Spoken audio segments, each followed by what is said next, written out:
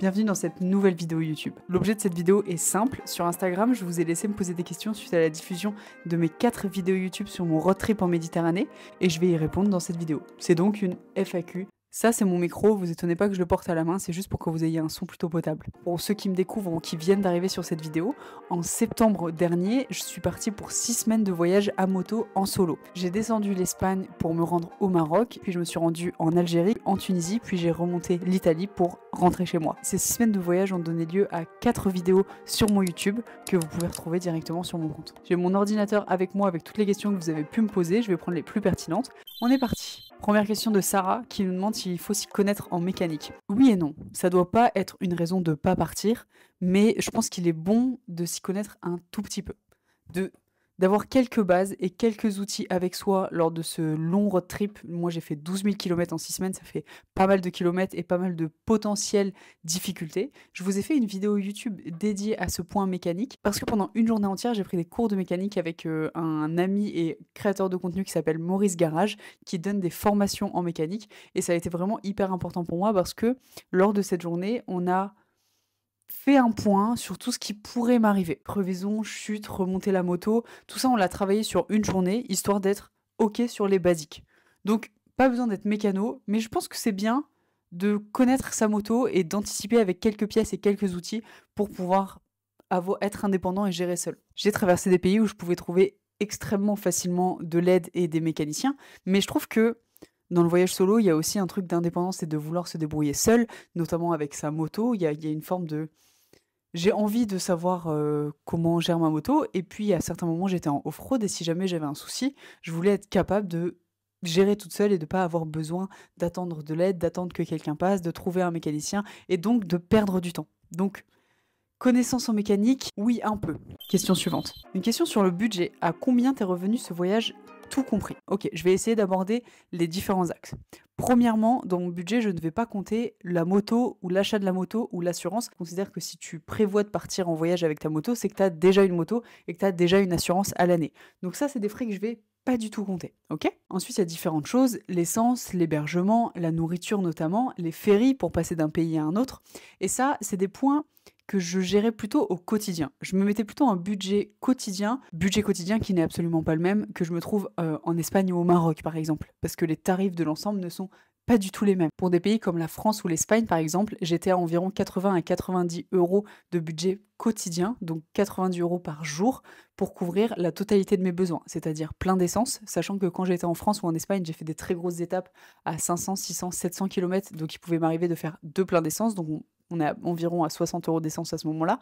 Le logement, qui est plutôt cher en France comparé au Maroc, par exemple, et la nourriture, où là, pareil, je faisais pas du tout des restos, j'avais plus tendance à faire des courses ou à m'arrêter dans des routiers, etc. Et ça coûte facilement quand même une quinzaine d'euros par repas. Donc sur la France et l'Espagne, environ 90 euros par jour. C'est un budget qui descend un peu quand j'arrive au Maroc. Le plein me coûte pas forcément beaucoup moins cher, mais me coûte un peu moins cher. Par contre, là, les hébergements et la nourriture vont me coûter moins cher. En plus, je fais de moins grosses étapes, donc je dépense moins d'essence, donc je paye moins de plein, donc je suis à un budget quotidien d'environ 40 euros. Au niveau des hébergements, que ce soit clair pour vous, je ne loge pas en hôtel, je loge principalement en auberge de jeunesse. C'est-à-dire que je loge en dortoir, ce qui est beaucoup moins cher qu'une chambre d'hôtel. Alors avec moins de confort, mais personnellement ça me convient parfaitement et c'est le type de voyage que j'aime parce que c'est un endroit où on va rencontrer des gens et c'est surtout du voyage pas cher. Ça me permet de voyager plus en voyageant pas cher. Mon budget en Algérie, il est hyper particulier parce que vous l'avez vu sur la vidéo dédiée à ce pays, j'ai été accompagnée d'un groupe de motards sur une partie de la route. Ce groupe Live to Ride a eu tendance à soit me payer mes pleins ou alors j'ai été hébergée chez des locaux à cette période-là. Donc mon budget est et pas celui que vous aurez peut-être vous si vous faites exactement le même trajet parce que j'ai été accompagnée moi par des locaux. Mais il faut quand même prendre en compte le fait que l'essence en Algérie, même si j'avais payé tous mes pleins, ne m'aurait quasiment rien coûté parce qu'on passe d'un plein à 30 euros en France à environ 2,50 € en Algérie. Pareil pour la nourriture, c'est vraiment pas la plus grosse dépense que j'ai pu avoir. En Algérie, je dirais que mon budget quotidien était d'environ 30 euros par jour en moyenne, parce qu'il y a évidemment des jours où j'ai dépensé beaucoup moins et des jours où j'ai dépensé plus par rapport à l'hébergement parce qu'il n'y avait pas des propositions de dortoir partout où j'allais. Arrivé en Tunisie, pays un petit peu plus touristique mais dans lequel j'ai passé que 2 jours, à ce moment-là je suis sur un budget d'environ 50 euros quotidien. Et enfin, remonter vers l'Italie et la France, j'ai considéré que l'Italie, comme la France et l'Espagne, c'était sur un budget de 90 euros par jour, sachant qu'en plus, à certains endroits, comme par exemple à Palerme en Sicile ou à Rome, je payais en plus un parking la nuit qui m'a coûté cher. On parle des fois de 20 € par nuit. Donc malgré les nuits en dortoir comme j'ai pu faire à Rome, plus tous les tarifs d'une capitale européenne, la remontée de l'Italie puis de la France m'ont coûté environ 90 € par jour. On est vraiment sur un budget plus important dès que je suis dans les pays d'Europe. Je vais essayer de vous mettre le budget qui évolue ici en même temps pour qu'on ait une idée à peu près du budget dont je parle. Au-delà des budgets quotidiens qui couvrent effectivement la nourriture, l'essence, le logement, il y a un budget ferry qui n'est pas négligeable parce qu'en fait au total j'ai pris plusieurs ferries. Un premier ferry pour passer de l'Espagne vers le Maroc, un second pour passer du Maroc vers l'Espagne puis de l'Espagne vers l'Algérie. La frontière entre le Maroc et l'Algérie étant fermée, j'ai dû reprendre un double ferry pour me rendre en Algérie depuis le Maroc. Ensuite, je prends un 4e ferry de la Tunisie vers la Sicile et un 5e ferry de la Sicile vers Italie continent. Ça me fait 5 ferries au total, ferries dans lesquels je prenais pas de couchette. J'avais évidemment la moto en transport en plus de mon transport à moi pour un total d'environ 700 € en tout. Les prix des billets pour le ferry dépendent énormément de la période à laquelle vous les prenez. Moi, je les prenais toujours en dernière minute sur la période du coup de septembre, octobre, novembre quand je suis partie. J'ai pas trouvé que c'était excessivement cher, mais de ce que j'ai compris, les périodes juillet, août sont des périodes qui sont bien plus chères par exemple. Et évidemment, un billet pour faire la Sicile vers l'Italie m'a pas coûté très cher, alors qu'un billet Espagne-Algérie m'a coûté bien plus cher. Les frais sur la moto. J'ai eu quelques légers frais sur ma moto et je les ai réalisés quand j'étais en Algérie, ce qui m'a pas coûté beaucoup d'argent. Je dirais que ça s'élève à 15 € maximum. Les visites et le tourisme, c'est vraiment pas un budget à part entière pour moi parce que j'ai fait peu de visites qui m'ont coûté de l'argent. En fait, j'ai beaucoup roulé dans des zones très naturelles comme dans l'Atlas par exemple, ou quand j'ai traversé l'Algérie. Ce que j'ai visité, ça va être par exemple les mosquées qui évidemment étaient gratuites à l'entrée. J'ai fait la visite de Timgad en Algérie. Je me souviens plus du prix, mais on doit être à 3 ou 4 €. C'est vraiment des sommes dérisoires par rapport au reste des budgets. Donc les visites touristiques, j'ai pas considéré que c'était un budget à part entière et ça rentrait quasiment dans mon budget quotidien. Ce budget ne prend pas en compte mes différents équipements, donc mon casque, mes équipements, parce que là encore, comme pour la moto et comme pour l'assurance moto, je considère que c'est quelque chose que vous avez déjà. Et si vous les avez pas déjà, ça peut être des investissements que vous réutiliserez pour de prochains voyages. Donc ça fait pas partie de ce budget-là. Au niveau administratif, il faut ajouter à ça 110 € de visa pour l'Algérie. Et également, au niveau forfait téléphone, mon forfait téléphone que j'ai déjà, moi, couvre quasiment tous les pays sauf le Maroc. Donc au Maroc, j'ai pris une carte eSIM en plus qui m'a coûté 39 € de souvenir. Et je crois ne rien oublier de conséquent sur le budget. Donc on est sur ce total-là pour 6 semaines à moto. Je trouve personnellement ce budget raisonnable parce que je sais les conditions dans lesquelles je l'ai vécu. J'ai vraiment privilégié de dormir en dortoir, j'ai pas pris de cabine dans les ferries. Parfois, il m'arrivait, si j'avais le petit-déj compris dans les dortoirs par exemple, de pas manger le midi et de manger le soir parce que j'avais envie d'avancer et de rouler. Les pleins, je peux rien y faire pour économiser sur les pleins parce que j'ai besoin d'essence pour avancer. Je pense que vous voyez ce que je veux dire. Question suivante. As-tu galéré avec les papiers administratifs, autorisation ou pas? Eh ben absolument pas. Vraiment, quand j'ai annoncé que j'allais partir en Algérie, j'avais déjà fait les démarches pour mon visa. J'ai annoncé début septembre que j'allais faire ce voyage et je partais fin septembre. Et moi, mes démarches pour le visa étaient déjà réalisées. À ce moment-là, j'attendais un retour du consulat de Nantes, d'Algérie de Nantes. J'attendais un retour de leur part pour valider mon visa, mais j'avais vraiment pas eu de difficulté. Quand j'ai annoncé que j'allais partir en Algérie, vous êtes hyper nombreux à être venus me dire que ça allait être une galère et que c'était une galère pour les visas. J'ai pas eu de difficulté par rapport à ça. J'ai rempli tous les papiers, j'avais tous les documents. En gros, pour faire son visa, c'est très simple. Comme pour des visas de nombreux pays, toutes les informations sont soit sur le site de l'ambassade, soit sur le site du consulat. Le consulat de Nantes, mon rendez-vous est passé hyper vite et tout s'est bien passé. Et 10 jours plus tard, j'ai récupéré mon passeport avec mon visa de 10 jours. Alors, la déception, c'était un peu d'avoir un visa que de 10 jours, parce que j'avais fait une demande de 20 jours, je crois, de souvenir, histoire d'avoir plus de temps. Mais non, pas de difficulté là-dessus. Donc non, pas de galère. Franchement, pas de galère. Alors, petite galère que je vous ai racontée sur l'épisode de l'Algérie, au passage en frontière entre l'Algérie et la Tunisie, mais ça, erreur de ma part, j'ai pas pris le bon poste frontière. Donc forcément, ça m'a pas arrangé, j'ai dû faire demi-tour et trouver un autre poste frontière. Mais au-delà de ça, je trouve que tout s'est particulièrement bien déroulé. Question suivante. Est-ce que tu as ramené des souvenirs? Non. Au-delà de 3 cartes mémoire et un disque dur plein, j'ai pas ramené particulièrement de souvenirs. Si, j'ai mes cadeaux que j'ai eus à mon anniversaire. Je suis pas quelqu'un qui ramène trop de souvenirs. À part un magnète pour frigo, j'ai pas tendance à trop ramener de souvenirs. Question suivante. Comment fais-tu pour être aussi bien organisé? Bon courage pour la suite. Merci beaucoup David. mais je ne suis absolument pas bien organisée. Alors, c'est cool si c'est l'image que je donne, mais ça n'est pas le cas. Vraiment, enfin, en tout cas, moi, j'aimerais l'être plus. Je considère pas être organisée. J'ai découvert qu'il fallait un visa pour l'Algérie 2 mois avant de partir, alors que ça faisait 10 mois que je pensais déjà à ce voyage. Euh, la moto était pas prête 4 jours avant de partir. La formation mécanique s'est fait 6 jours avant de partir. Je considère pas être bien organisée. Par contre, je considère que je suis pas stressée par l'organisation. C'est peut-être ça qui donne une espèce de sérénité dans mes contenus par rapport au voyage. Je m'organise très peu, je ne réserve rien à l'avance, jamais, parce que je considère que les choses peuvent changer. Une panne, une fatigue, être malade ou autre. Je ne vois vraiment pas d'intérêt de prévoir des logements à l'avance, de faire des réservations à l'avance et tout ça. Au contraire, j'ai l'impression que je voyage pour me sentir libre et si je réserve à l'avance, je perds complètement ce sentiment de liberté parce que ça veut dire que je suis obligée le soir d'arriver à ce point, etc. Donc en réalité, le matin, quand je me lève, je sais à peu près vers où je vais. J'ai une idée de s'il y a des logements ou pas, mais c'est plus début d'après-midi, milieu d'après-midi avec mon téléphone que je vais aller effectuer une réservation ou alors choisir une réservation par rapport à l'évolution que j'ai eue dans la journée sur le chemin et par rapport à là où je pense être le soir. Sinon, je n'organise rien par rapport à ça, j'organise pas de pause. Pour le chemin que je vais prendre, je m'étais quand même un petit peu renseignée en amont sur internet et sur Google Maps pour voir les grands points que je voulais atteindre. Mais là aussi, les décisions, elles se faisaient peut-être la veille pour le lendemain de savoir quel chemin j'allais prendre et ce qui allait le mieux. Et je trouve que c'est aussi la raison pour laquelle je voyage en solo, c'est pour pouvoir faire en fonction de mon ressenti et ma fatigue à moi. Quand j'arrive dans l'Atlas, par exemple, je me sens carrément OK pour faire de l'off-road pendant 2 3 jours. Et ça, je le savais pas en amont, je savais pas comment je me sentirais sur la moto.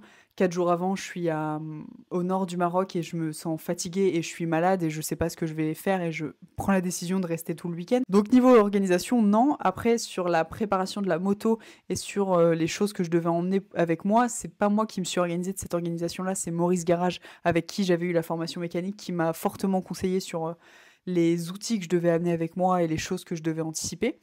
Au-delà de ça, je dirais que c'est peut-être l'expérience des précédents voyages que j'ai déjà fait en solo, sans moto, mais en tout cas au niveau de l'organisation, des vêtements, du fait de bouger et tout ça. J'ai déjà pas mal voyagé en Europe en train ou un tout petit peu en stop et en voiture et en bus. Donc j'imagine que c'est un peu l'accumulation de tout ça qui fait qu'aujourd'hui, je ressens pas le besoin d'avoir une organisation particulière parce que j'ai une habitude dans le voyage. Donc non, bien organisé, non.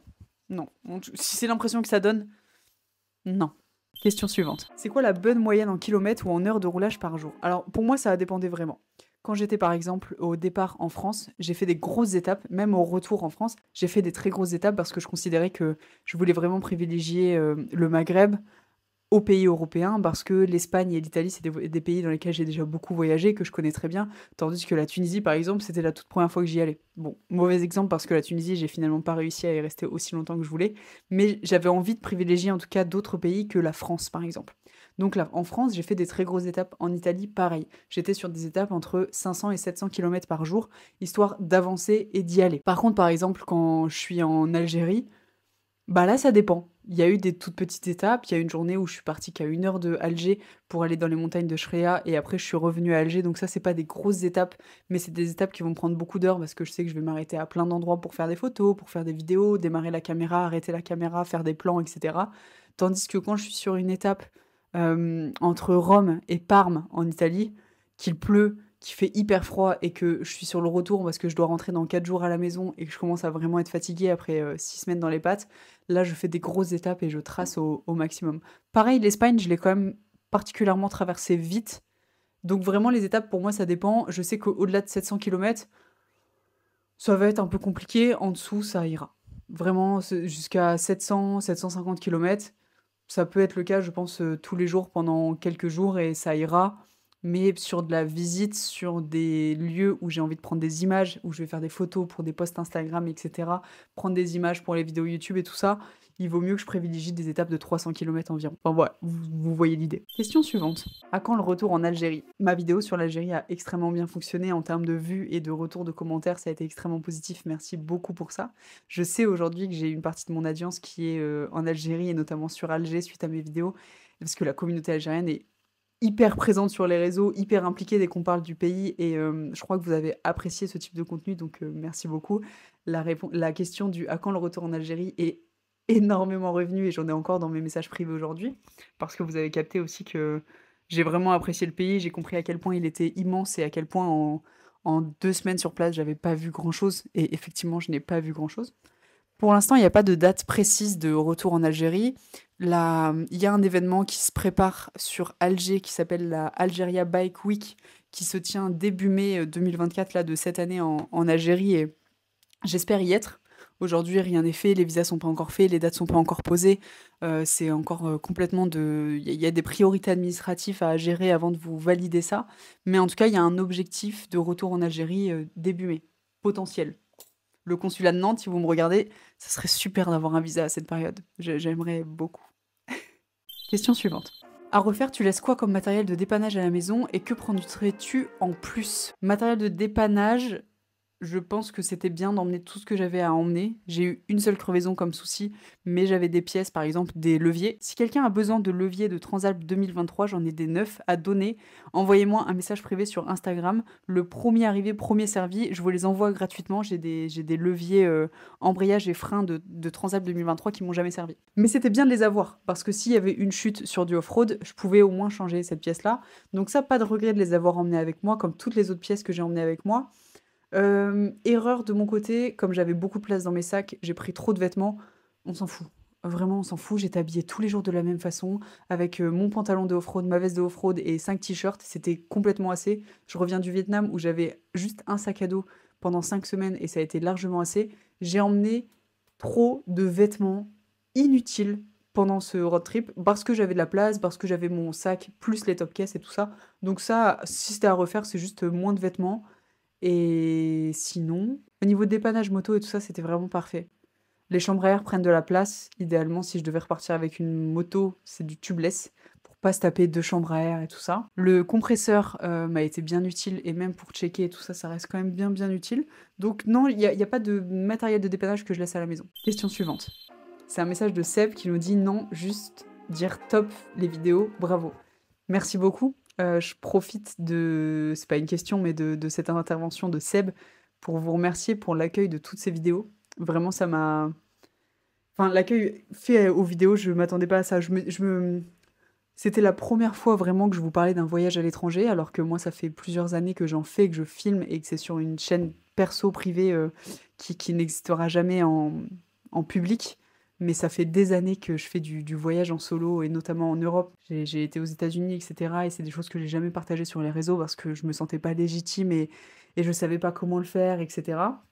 Ce premier voyage vraiment partagé avec vous, merci beaucoup parce que il me permet de me dire: «Ah ça peut intéresser des gens, c'est chouette, les retours sont hyper, encourageants. Je crois que ça vous a plu dans l'ensemble». Moi ça m'a vraiment énormément plu de créer du contenu au quotidien, de faire et des stories, qu'il y ait des réactions à ça, qu'on me propose de passer à tel endroit, qu'on m'invite à manger telle chose, qu'on me conseille de faire telle chose, de découvrir telle chose. Il y avait vraiment un échange plutôt dingue. Le retour, sur les vidéos YouTube qui m'ont demandé pas mal de taf, qui sont arrivées par la suite après ces 6 semaines de voyage a été hyper bon. C'est les vidéos les plus vues de ma chaîne de toute façon, même si j'ai pas des milliers de vidéos sur ma chaîne, mais vraiment ça m'encourage et c'est grâce à ce voyage-là que je suis repartie récemment au Vietnam parce que je me suis dit que il y avait peut-être quelque chose à creuser aussi dans moi, ma passion de la moto, ma passion du voyage, ma passion de la création de contenu, tout ça ensemble. Est-ce que un jour ça deviendra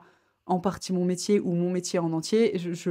J'y ai trouvé quelque chose de très encourageant là-dessus grâce à vos retours, donc merci beaucoup. Question suivante. Coucou, tu peux nous dire tous tes équipements? Alors je vais pas le dire dans cette vidéo-là parce que j'en ai fait une vidéo dédiée que je vous mets en description. Vous pouvez aller voir tout ce que j'ai emmené avec moi lors de ce voyage. Question suivante. C'est moi ou après le Maroc, t'es retourné jusqu'en Espagne pour aller en Algérie? Oui, la frontière terrestre entre le Maroc et l'Algérie est fermée pour des raisons politiques. Je n'ai pas tous les tenants et les aboutissants et dont je ne parlerai pas ici, mais oui, bon à savoir si vous voulez faire le même tour, il n'est pas possible de franchir la frontière terrestre entre les deux pays. Par contre, une des astuces, entre guillemets, c'est de quitter le Maroc pour se rendre en Espagne, puis de l'Espagne, il est tout à fait possible de se rendre en Algérie. Et c'est ce que j'ai fait en prenant le ferry au nord du Maroc pour me rendre en Espagne, puis un ferry de l'Espagne pour me rendre à Oran. Si on regarde une carte, j'imagine que le passage par le sud et donc par la Mauritanie est possible, mais j'arrive pas à trouver d'infos là-dessus. Donc si vous en avez, je prends en commentaire si vous avez des infos pour le passage en Algérie depuis la Mauritanie au sud, ça m'intéresse, potentiellement. Question suivante. Tu as eu besoin de temps pour te dire mentalement je suis prête. Je voudrais me lancer plus tard aussi. J'ai un caractère qui fait que je stresse pas tant que ça en amont. Je vais stresser le jour J du départ. Mais avant, je vais pas tendance à avoir besoin de me préparer mentalement en me disant allez, ça y est, je suis prête. Au contraire, les voyages, c'est quelque chose qui m'excite. J'ai envie d'y être, j'ai envie de le faire. C'est plus quelque chose qui me nourrit et j'ai envie que ça arrive vite, plus que quelque chose où je vais avoir besoin d'une préparation mentale pour me dire ah, je suis prête à ça. En tout cas, sur du voyage où je gère tout de A à Z. Question suivante. Question de Lydie. Autre sujet, la sécurité quand on est une femme seule à l'étranger. Je suis pas allée en Afghanistan ou au Yémen. Donc déjà, le sujet sécurité en soi n'a pas été problématique. Ça reste des pays... Bon, l'Algérie est moins touristique que les autres pays que j'ai traversés, par exemple, mais il n'y a pas de souci de sécurité particulier. Par exemple, marcher seule dehors la nuit, c'est pas quelque chose que je fais, peu importe où je me trouve. Que je sois en France, au Maroc ou en Italie, je vais pas avoir tendance à trop sortir la nuit. Pareil, rouler la nuit, s'il y a un problème, c'est chiant, globalement. Et niveau sécurité, la nuit, c'est pas le top. Ce que je veux dire par là, parce que ça a pas l'air d'être très clair dans ma tête, c'est juste que ce que je fais pas en France, je le fais pas à l'étranger. Des mises en insécurité en France, je les fais pas à l'étranger. Et je trouve pas qu'être une femme devrait limiter dans le voyage. Je comprends que ça puisse être une inquiétude, et par exemple, au niveau des dortoirs, si c'est une inquiétude pour toi, n'hésite pas à aller dans les auberges de jeunesse où il y a des dortoirs dédiés aux femmes. Après, je reste pas naïve, il y a des histoires de fous qui se passent partout dans le monde, peu importe où on se trouve. J'essaye juste de pas me mettre, moi, dans des situations d'insécurité. Et je considère que des personnes malveillantes, il pourrait en avoir autant en France qu'à l'étranger. Là où j'ai pu attirer l'attention, je pense, notamment au Maghreb, le fait d'être une femme seule sur une grosse moto, ça a pu attirer la curiosité, j'ai senti des gens curieux. Et aussi ça, un bras entier tatoué sur une femme quand j'étais en t-shirt comme ça, je sentais des regards, mais c'était pas sur moi, en fait, c'était vraiment sur mon bras, et ça te permet de savoir que, ok, c'est vraiment parce que je suis tatouer une pièce entière sur mon bras et ça attire l'attention, mais c'est plus de la curiosité. Mais je trouve que l'attention, la curiosité, si elle est bienveillante, je me sens pas en insécurité dans ces moments-là. Il y a malgré tout des points qui sont importants, que tu sois une femme ou non. C'est important pour moi d'avoir toujours accès à Internet afin de partager ma position avec mes proches. Deuxième règle de sécurité que j'applique à chaque fois pour moi quand je suis en voyage en solo, que ce soit en France ou à l'étranger, je partage jamais rien en direct. Toutes les stories que vous avez pu voir du voyage, il y avait au moins 24 heures de décalage. Je trouve ça important de pas partager sa position en direct, sachant que les gens savent que je voyage seule. Quand je suis en voyage, que ce soit en France ou à l'étranger, c'est toujours en différé. Et après, pour finir sur ce point, j'en ai fait une vidéo récemment quand j'étais au Vietnam, j'ai plus peur de pas voyager que de peur pour ma sécurité. Et donc j'ai pas du tout envie que le fait d'être une femme, ou le fait d'avoir peur, ou le fait de... J'ai pas du tout envie que ça me limite dans mon voyage. Parce que ma peur principale, personnellement, c'est le fait de pas avoir le temps de découvrir le monde. Vous voyez ce que je veux dire? Je sais pas si j'ai été très claire sur ce point, et j'espère que vous avez compris l'idée. Question suivante. Comment fais-tu pour organiser tes itinéraires? Tu regardes sur une carte là où ça a l'air plutôt bien, où tu as des endroits parce que tu connais et que tu veux visiter. La même pour le Vietnam. Pour préparer mes itinéraires, c'est souvent quand j'arrive sur place. L'avantage de dormir en auberge de jeunesse, c'est qu'il y a toujours soit des voyageurs, soit des locaux qui sont là et qui vont te guider un peu, te donner les recommandations du pays. Souvent, il y a des gens qui sont là depuis 3 ou 4 semaines et qui, du coup, sont déjà passés par certains endroits et vont te faire des recos. L'auberge de jeunesse, pour moi, est une pépite de connaissances, de savoir et de partage pour découvrir un pays. Je trouve que c'est hyper bien. Dans certains pays, il m'arrive de prendre un guide du routard. Je trouve ça pratique et ça me permet, quand je suis en train de visiter des lieux, d'avoir un petit résumé, tu vois, un peu Wikipédia pour ma culture, qui me donne un peu le résumé des bâtiments que je suis en train de visiter, d'un musée ou autre. Donc ça, je trouve ça intéressant et je trouve que les recommandations sont plutôt bonnes par rapport à la découverte de certains lieux dans ces guides-là. Google Maps est je suis une très grande utilisatrice de Google Maps. Je trouve que je trouve que ça fonctionne bien, que ça me permet de bien visualiser les routes sur lesquelles je veux aller. J'ai pas tendance à utiliser de cartes, ou alors que quand je suis avec mon père, mais sinon c'est vraiment Google Maps que je vais utiliser. C'est vraiment du feeling, je prépare absolument pas mon itinéraire avant. Je le prépare sur place, comme je vous le disais, en fonction de comment je me sens, comment je sens la moto, la fatigue, l'envie, la météo. Tout ça, je vois le jour même. Question suivante. Une question que tu vas recevoir sûrement plein de fois, mais qui est en haut du podium? Ah ouais, le besoin de classer les pays que j'ai traversés, c'est chiant, hein. Vraiment, c'est une question qui est revenue effectivement plein de fois, et c'est quelque chose auquel je répondrai jamais, ça n'a aucun sens. Question suivante. Ça a changé quoi en toi, cette aventure? Comme je vous le disais, c'était la première fois où c'était vraiment un voyage que je filmais et partageais sur les réseaux sociaux en détail. C'était la première fois que je le faisais à moto en dehors de la France. Ça m'a montré que c'était possible. Et ça, déjà, c'est fort. Ça, ça m'a, ça m'a dit, genre, voilà, tu peux faire 12 000 kilomètres en 6 semaines, ça se fait, c'est pas inhumain, t'as pas besoin d'avoir un niveau incroyable en moto, parce que je considère pas du tout avoir un niveau incroyable en moto. Le off-road, je suis une complète débutante. Le voyage à moto, je suis une complète débutante. J'ai 6 ans de permis et ça commence à faire un peu avec les différentes expériences et tout ça, mais je suis pas une pilote, quoi. Je suis pas non plus une grande créatrice de contenu, je suis rien de tout ça, et pour autant, je me suis dit, genre, ok, c'est possible de le faire. Et ça, c'est un gros point, je crois, qui est important. Question suivante. Comment as-tu géré les moments où tu devais laisser ta moto sans surveillance? Question hyper intéressante, et en plus, je vais vous répondre de la manière la moins intéressante qui soit. Ça dépend. Vraiment, ça dépendait des lieux. Au début, j'ai de l'énergie, je suis fraîche, je dors bien la nuit et tout ça. Tout va bien, je viens de partir. Je déchargeais tous les soirs ma moto. Tout, tout, je déchargeais tout, les sacoches à l'avant, les pneus, je laissais évidemment les top cases qui se ferment, mais je déchargeais tout et j'emmenais tout dans la chambre de l'auberge de jeunesse, donc j'arrivais avec plein d'affaires comme ça. Au bout de 3 jours, ça m'a saoulé de perdre 1 heure à tout rattacher le matin. Donc déjà, j'ai arrêté de faire ça. J'ai chaque nuit laissé les sacs que j'avais à l'avant sur les crash bars, les pneus, tout ça, je laissais dessus et je n'ai jamais eu un seul problème.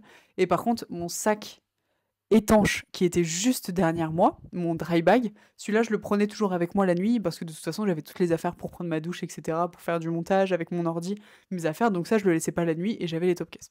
Donc ça, c'est pour le point de la nuit. Mais dans chaque pays, elle a à la fois dormi dehors la nuit avec toutes les affaires dessus, sauf mon sac étanche. Et à la fois, elle a dormi dans des parkings, ça dépendait vraiment des grandes villes, etc.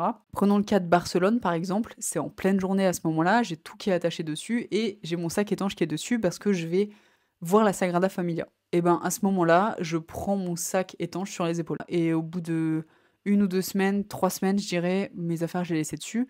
Le gros avantage dans plein de pays, notamment l'Algérie, à plein d'endroits où je garais ma moto, et c'est complètement le cas au Vietnam par exemple aussi, il y a des responsables de parking, je dirais, qui gèrent les gens qui se garent sur le parking et tout ça, et il suffit de leur dire je laisse mes affaires, c'est ok pour toi, ils gardent un œil là-dessus et après c'est tout bon quoi. Question suivante. Quels sont tes regrets suite à ce road trip? Ah, la Tunisie. La Tunisie, c'est vraiment un regret parce que c'est un des premiers pays sur lequel j'avais fait des recherches. J'ai notamment découvert toute la zone de Tozeur et je suis en boucle sur cette zone. Je serai en boucle jusqu'à ce que je réalise la découverte de Tozeur et un road trip là-bas. Voilà, vous le savez, je suis en boucle, c'est normal et je vais continuer d'être en boucle et j'espère pouvoir aller en Tunisie cette année pour aller découvrir cette zone parce que en fait, c'est vraiment quand j'ai commencé à regarder pour le tour de la Méditerranée et tout ça, je sais pas pourquoi j'ai commencé par la Tunisie. Si, je sais pourquoi. Parce que je pensais passer par l'Italie au départ et donc après c'était la Tunisie, le premier pays que je connaissais pas. Et j'ai regardé Tozeur, il y a beaucoup de voyages organisés en Tunisie à moto, et donc c'est très facile de trouver des traces et tout ça. Et vraiment, j'ai découvert toute cette zone et je me suis dit genre, waouh, je veux trop aller là-bas. Et en réalité, j'ai absolument pas réussi à y aller pour souci de délai, de ferry qui partit plus tôt, de post-frontières qui n'ont pas fonctionné. Bref, la Tunisie, j'ai absolument rien découvert, j'ai juste traversé la Tunisie en 24 heures, donc j'ai encore beaucoup de choses. C'est peut-être ouais, mon plus grand regret, c'est de ne pas avoir donné assez de temps à la Tunisie, mais c'est que partir en bus. Question suivante, mais avant ça, je vais vous inviter à vous abonner, parce que là, la vidéo, ça fait quand même un moment qu'elle tourne pour vous, donc si vous êtes encore là, ça serait cool de vous abonner, c'est que le contenu vous plaît un peu, ou en tout cas vous intéresse. N'hésitez pas à la partager à un proche, cette vidéo, c'est gratuit d'abord, et ce sera une vraie aide. Donc merci pour ça. Question suivante. T'as jamais mal digéré un truc en changeant de nourriture? Non, je crois avoir une bonne résistance à ça. J'avais évidemment amené une petite trousse à pharmacie avec moi en anticipant le fait que j'aurais peut-être besoin de Smecta à un moment donné. Et non, vraiment, tout s'est bien passé pour moi sur ce point-là. Pareil, je refais un peu le parallèle avec le Vietnam. C'est le dernier voyage que j'ai fait quand je tourne cette vidéo. Au Vietnam, j'ai aussi beaucoup, beaucoup mangé de street food. Tous les jours, j'ai mangé de la street food dans la rue, à des endroits où il n'y avait pas nécessairement de frigo et tout ça. et tout va bien. Je crois avoir un estomac particulièrement résistant au changement de nourriture. Donc non, sur ça, tout s'est très bien passé. Question suivante. Ah, je crois que j'ai répondu à tout, hein. Et c'est déjà la fin de cette vidéo. J'espère qu'elle vous a plu, j'espère avoir pu répondre à un maximum de vos interrogations suite à la diffusion des 4 vidéos de ce voyage. Si vous les avez pas vues, pas toutes vues, je vous invite à aller les visionner parce que c'est quand même des vidéos qui ont bien plu. J'espère que cette vidéo que vous terminez vous a plu également. N'hésitez pas à vous abonner, à commenter, à liker cette vidéo. C'est gratuit et c'est vraiment énormément de force envers mon travail. Merci pour ça, merci de me suivre. Salut!